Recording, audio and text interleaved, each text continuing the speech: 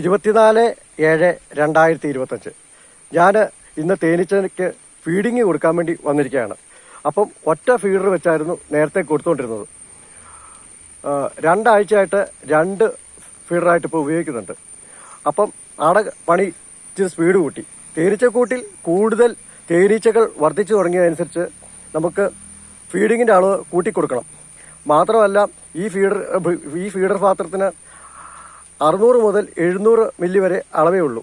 നമുക്ക് ഒരാഴ്ചക്ക് പുറത്ത് അതുപോലെ തീറ്റ കിട്ടും എന്നുള്ള സാഹചര്യം ഉണ്ടെങ്കിൽ ഫീഡിങ്ങിൻ്റെ അളവ് നമുക്ക് കുറയ്ക്കാം. മാത്രമല്ല ഞാൻ അടിത്തട്ടും മോൾത്തട്ടും ഒരേപോലത്തെയാണ് ഉപയോഗിക്കുന്നത്. ഇതിൻ്റെ ഇടയ്ക്ക് ഒരു എക്സ്ക്ലൂഡർ ഷീറ്റും ഉപയോഗിക്കുന്നു. മാത്രമല്ല ഈ അടിത്തട്ടും മോൾത്തട്ടും ഒരേപോലത്തെ പെട്ടി ഉപയോഗിക്കുന്നതിൻ്റെ കാരണവും അതിന് സംബന്ധമായ എന്തിനാണെന്നുള്ള വീഡിയോയും ഞാൻ പിന്നീട് ഇടുന്നതായിരിക്കും. ഞാൻ പ്ലാസ്റ്റിക് ഒട്ടിച്ച് കൊടുക്കുന്ന ആളായതുകൊണ്ട് പ്ലാസ്റ്റിക് സംബന്ധമായ വീഡിയോ ഞാൻ പോസ്റ്റ് ചെയ്യാൻ ഉദ്ദേശിക്കുന്നു.